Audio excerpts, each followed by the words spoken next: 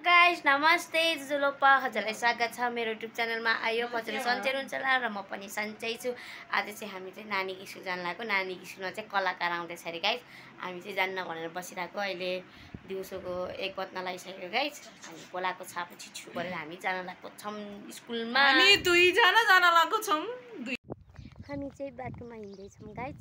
घाम पनि यस्तो लागेको छ, यस्तो गरम भएको छ। अनि यहाँ दिदी छ, यसलाई नि गरम भएर सल ओढेर हिँडेछ। यस्तो घाम लागेको छ अनि यस्तो गर्मी भइसक्यो यतातिर त। न बिहान जाडो छ न बेलुका जाडो छ अहिले।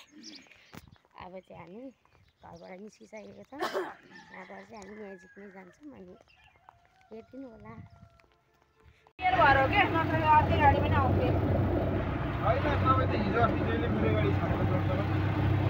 के हो त नि फेरि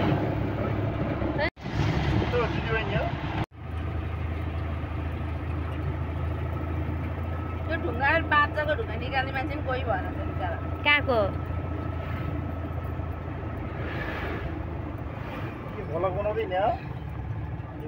हामी चाहिँ स्कुलनिर आइपुगिसकेको छौँ होइन। कलाकार नि आइसकेछ। अनि त्यही भएर आइसक्नु रहेछ कलाकार ज्यू पनि। अब हामी स्कुलभित्र इन्ट्री गर्दैछौँ गाइस, हेर्नु होला है। सो गाइस हेर्नु सक्नुहुन्छ विद्यार्थीहरू यति धेरैजना।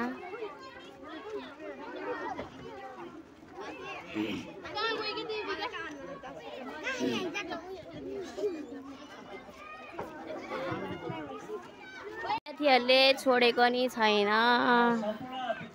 हेर्न सक्नुहुनेछ।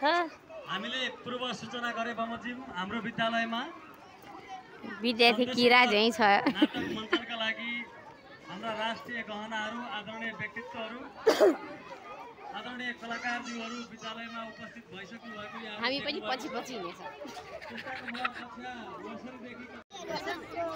ठिकै छ, एकअर्काको टाउकोले नै के भिड। विद्यार्थीहरू सबैजना घेरा लाएर बसिसकेको छ यहाँ।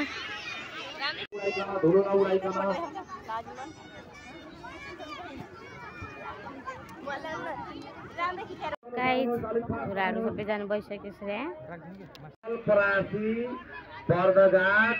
सुदूर पूर्व हो होइन, सुदूर सुस्ता पूर्व, सुस्ता पूर्वमा बर्दघाट सुस्त पूर्वमा रहेको अहिलेदेखि जङ्क फुड खान्छ, त्यसलाई पछि प्रेसर स्योर हुन्छ। भला त नि मान्छे चाहिँ फटा रहेछ। कहाँको मान्छे रहेछ, कुन पुलमा भेट्दा त्यही बेला भेट्दाखेरि भ्वाक्क लाता ल्याएर पुलमा खसालिदिनु जस्तो नि रिसिरहेको थियो। तर मान्छेले जान्दैछ, त्यही भएर भनेर गरेको त लगी। नारायणी सोध्दै थियो के चाहिँ गर्न आएर थियो हो यिनीहरू यहाँ भनेर यसो आएको त। ल ओहो यहाँ आएर त मेरो बारेमा अनेक थरीको कुरा गर्दै रहेछ, यस्तो रे उस्तो रे। ए बाबा मान्छेहरू सबै किन टेढो भएको यो। अब मेरो घरको बुढी पनि त्यस्तै भएको छ। घरमा राखेको ठाउँमा बाबालाई भने एकछिन आराम गरौँ भन्यो, बुढी पनि एकछिन आराम हुन नदिनु। यस्तो बुढा परेपछि साह्रै दुःख पाइँदैछ। के कराएर बसे मान्छे बा आफ्नो बुढालाई चाहिन्छ, तिमीलाई मतलब छैन। अनि तिमीलाई नबोलाएर चाहिँ यहाँ म आएर चौरमा आएर के अरे अर्काको बुढीलाई बोलाउँदै हिँडौ। घरमा राखेको ठाउँ एउटा सामान छैन, एउटा सामान नराखेपछि अनि घरको मान्छेलाई नबोलाएर अर्कालाई बोलाउनु।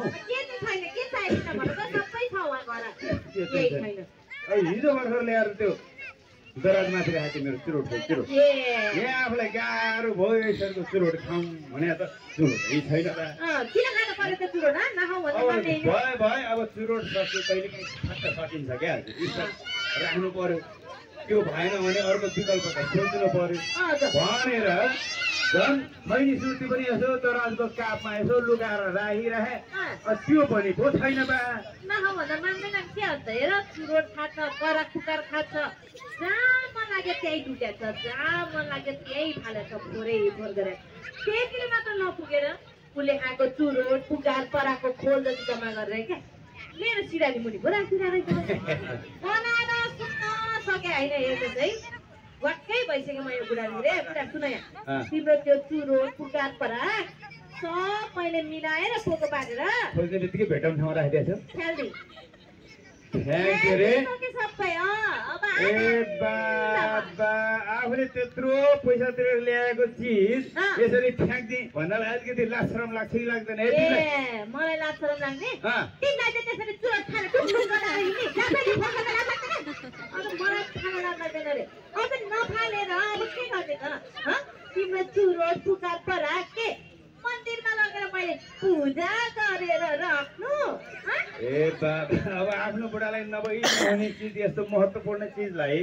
अब पूजै गरेर राख्दा पनि त के बिग्रिन्छ त्यसमाथि अब पूजा गर्दाखेरि पनि धूप अगरबत्ती बाल्दाखेरि धुवा नै निस्किने हो तिम्रो आँखाले देख्ने शक्ति कमजोर हुँदै जान्छ कम देख्न थाल्छ अनि कान छ नि कान हो यो कानले पनि सुन्न सक्ने शक्ति बिस्तारै कमजोर हुँदै जान्छ अनि पछि सुन्दैन हेर यो चुरो बिडी सेवन गर्दाखेरि तिम्रो खोपको मुटुमा रोग लाग्छ केटीमा पाठेघर रोग लाग्नलाई मेरो पाठेघर हुनु परेन मैले तिम्रो पाठेघर छ भन्न नि भनेको नि हेर मैले तिम्रो भने होइन क्या मेरो पाठेघर भने मेरो पाठेघरमा रोग लाग्छ मलाई पनि असर गर्छ भनेर तिमीलाई सम्झाउनु ए बाबा चुरोटमा खाने म अनि तिम्रो पाठेघरमा चाहिँ कसरी असर गर्छ ए बुढी कि मैले खाना खाँदाखेरि तिम्रो पेट भर्छ फेरि हेर तिमीले खाना खाँदा मेरो पेट भर्दैन तर तिमीले सेवन गर्ने चुरोट बिडीबाट निस्किने धुवा छ नि धुवा हो त्यो धुवाले चाहिँ मलाई पनि असर गर्छ हेर तिमी प्रत्यक्ष धुम्रपान गर्दा अनि म चाहिँ अप्रत्यक्ष धुम्रपान गर्दा भनेको मतलब के हो भने चुरोट बिडी सेवन गर्ने कुनै पनि व्यक्तिले एक किल्लीबाट तिम्रो त्यो सोशल मिडियामा यो विभिन्न किसिमका पोस्टहरू टिकटकमा कमेन्टहरूमा love sign I love miss you भन्नेहरू धेरै देखाएको छु मैले चुरी फेरि धेरै बढे जस्तो लाग्दैछ हेर र मैले त्यसको प्रमाण पनि मैले फेला पारिसकेको छु के छ प्रमाण बिना प्रमाण बोल्ने मान्छे पनि होइन म हेर आज त ओहो कति न्यु खोज्या त दिन दहाडै आज चाहिँ ओहो गर्ने बुढासँग यसो न्यु खोज्ने अनि आज चाहिँ जानै पर्यो भनेर पुरै तयारी गरिसकेको रहेछ भित्र त्यो झोला सोला पोको बन्छ भाग्यमानी भएछ अरे यिनको एउटा राम्रो बानी भन्ने कि नराम्रो बानी यो गल्ली गल्लीका कुकुरहरूलाई खाना खुवाउने साह्रै शौकिनलाई अनि गर्दा गर्दा अहिले दिनकै बानी सरिया छ जे पनि सुँग्दै हिँड्ने यिनीको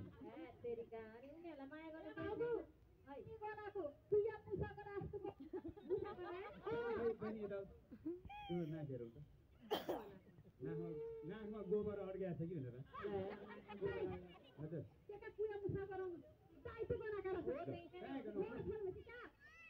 नुहाउने कुरा पुस माघ भरिमा प्लास्टिक ओढेर दिनकै नुहाउँथे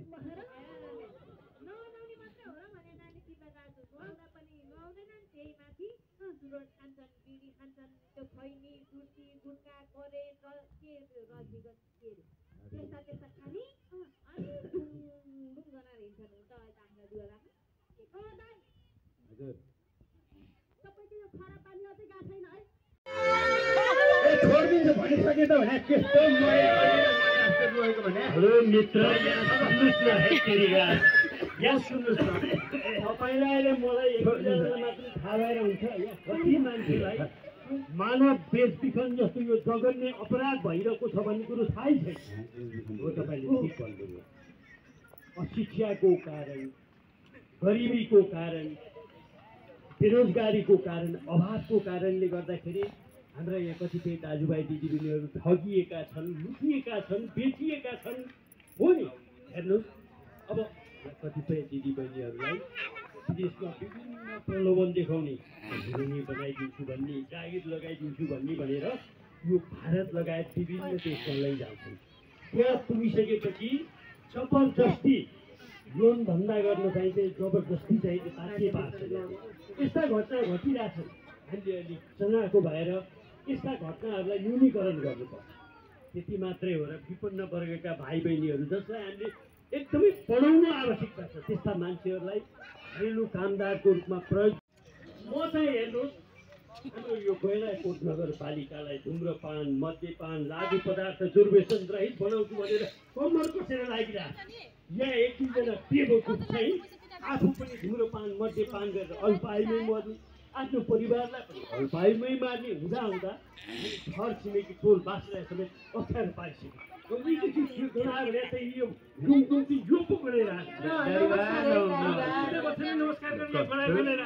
नमस्कार पनि कति परेबाट तिरस्कार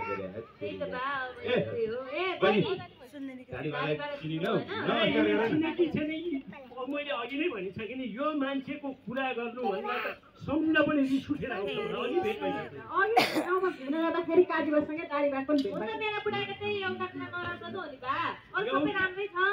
एउटा होइन असङ्ख्य बानी नराम्रो छ दाइको बाल विवाह गराउँदै हिँड्ने दाइ यो लिनुपर्छ दिनुपर्छ भन्दै नि त्यति मात्र अब आफू त यो चुरोट फेरि खायो अरूलाई समेत खुवाउँछौँ हाम्रो यही स्कुलका भाइ बहिनीले कुरा गर्थे कहाँ गए 9 जस्तो पनि भाइ बहिनीलाई है चुरोट फेरि खैनी खानुपर्छ एकदम मजा आउँछ भन्ने हेरेर अब यो स्कुलका भाइ बहिनीको यति ज्ञानी छ बिस्कुट खाँदैनन् चाउचाउ खाँदैन यो जङ्क फुड हो यो मन्द पिस हो भनेर यसरी चाहिँ जेन्टल भाइ बहिनीहरूलाई चुरोट खैनी बिजी खानुपर्छ भन्ने उल्टो उनीहरूले हेर्नुहोस् हामी तपाईँ जस्तो अल्पायुमै मर्न चाहँदैनौँ हामी तपाईँले जस्तो आफ्नो परिवारलाई रोड्न चाहँदैनौँ हामी तपाईँले जस्तो हाम्रो आफ्नो परिवारको बेइज्जत गर्न चाहँदैनौँ गल्ती हुन्छ एकचोटिलाई सुध्रिने मौका दिन्छु सुध्रिनु अन्तिम मौका दिन्छु भनेर भनेका छन् हेर ध्यान देऊ सुध्र है तिमी ए के अरे कारवाही गर्छु रे मलाई मेरो साहबले यो मेरो साहबले त्यतिसम्म भन्न भ्याउनु हो अनि ए जसलाई चाहिँ चुनावमा हेल्प गरेर भोट माग्न हिँड्ने सँगसँगै आफैले पनि भोट दिएर जिताएँ आज हामीले नै सपोर्ट गरेर जिताउने अनि हामीमाथि नै कारवाही गर्ने भयो उहाँले जिताएको के मतलब म अहिले नै उहाँलाई फोन गरेर सोधिहाल्छु के हो यो कुरो नगर उम्रो दिन झुडुलो निल्ने भने क्या यो तिमीलाई सुध्रिने मौका दिँदै हुनुहुन्छ तिमीले कति गलत काम गरेको छौ तिम्रो गलत काम अनुसार तिमीलाई जरिवाना सहित जेल कोठी बनाउने जसले समाज दूषित पारेको छ हत्या उत्पन्न गराएर बिरामीहरू हस्पिटलको शय्यामा मृत्युसँग लडिरहेका छन् त्यसपछि दाइ मसुर पारेर नगरपालिकामा गरेको छ अनि दाइ तपाईँलाई जेलको ढोकामा राखेर लाठीले हानेर भित्र अनि म समाजबाट लज्जित हुँदै अपराधीको बहिनी यसरी तपाईँलाई भेट्न आउँछु त्यसपछि भाउजूको अवस्था पुरै टोल्ने हत्या उत्पन्न गराउनेको श्रीमती यसलाई बहिष्कार गर्नुपर्छ समाजबाट निकाल्नुपर्छ यसलाई देशभर मात्र होइन विश्वभरि भाइरल हुन्छ यो भाइरलको ठिक छ यस्तो काम आजबाट गर्न सक्दैन अब यस्तो काम नगरेर यो बहिनीले त कस्तो मलाई त अहिले नै युट्युबर आएर खिच्न आज हुन्छ दाइ मजाले साबुन पानीले हात धुनुपर्छ जहिले पनि खाना खानु अघि खाना खाइसकेपछि र खाना पकाउनु अगाडि मजाले साबुन पानीले मिठी हात धुनुपर्छ अनि दिशा गरिसकेपछि बच्चाको दिशा धोइसकेपछि अनि फोहोर चिज छोइसकेपछि पनि साबुन पानीले मजाले हात धुनुपर्छ मैले यही स्कुलमा पढाएको थिएँ कति राम्रो पढेको थियो अचानक मैले सुने उसले त चुरोट खान थाल्छ भन्ने उहाँ म्यामले सरहरूले सम्झाउनु पर्छ होइन एक सरको मात्रै खाएको हो अब खान्छ भनेछ भन्न त भनेछ एक सरको खानेमा अम्बली भइसकेछ अब स्कुलको पढाइ जस्तो तस्तो सक्यो क्याम्पस भर्ना गर्दै क्याम्पस गइसकेपछि चाहिँ मेरो दुर्भाग्य लागु पदार्थ दुर्व्यसनी साथीहरूसँग चाहिँ उल्मेल भएर लागु पदार्थ खान थाल्यो पढाइ बिगाऱ्यो लागु पदार्थ खाने बानी भएपछि त पकेट मार्नेदेखि लिएर सिग्री म सबैसँग के बिन्ती गर्छु भने कुनै पनि नानीहरूले एक सरको त हो नि भनेर चुरोट पानी हेर्ने कस्तो हुँदो रहेछ खाइएर भनेर गुल्छा पान पर खाइहरू यस्तो कसैले पनि नगरून् सबै समृद्धिको बाटोमा हेर्नु मेरो र मेरो नातिको जस्तो कसैले भोग्न नपरोस् म भगवान्सित यही प्रार्थना गर्छु, नानी म अहिले बिदा हुन्छु, आफ्नो ख्याल गर, यसलाई मान्छे बनाऊ है। म अहिले बिदा हुन्छु। अब हामी सबै मिलेर हाम्रो यो गैँडाकोट नगरपालिकालाई धुम्रपान कार्यक्रम पनि सकिसक्यो। अब हामी घरतिर जान्छौँ, चटपट खान्छौँ अनि घरतिर जान्छौँ। 4 बाजेको पछि पछि हिँडिरहेको छ। फोटो खिच्न अब मिटिङ तर्फतिर लाग्दैछ गाइस। 10,000 पाउँछ भनेर गाइस, प्राइज जम्मा 100 रुपियाँ। 10,000 भने जुत्ताको हामीलाई अझ के भने दियो तैँले? रुमाल होइन लास्टमा क्यारम बोर्ड रहेछ लास्टमा। हामीले सम्मान गर्ने व्यक्तित्व पनि उहाँले हो। धेरै धेरै धन्यवाद छ हाम्रो कलाकार सुजित पण्डितज्यूलाई। तपाईँको धेरै सिकाइ छ हामीमा। नाटक चाहिँ घर जान लाग्यो भन्न। अब चाहिँ सबैजना घरतिर तर्फ लाग्दै हुनुहुन्छ गाइस। उसको गाइस जे नै भयो गर्नु।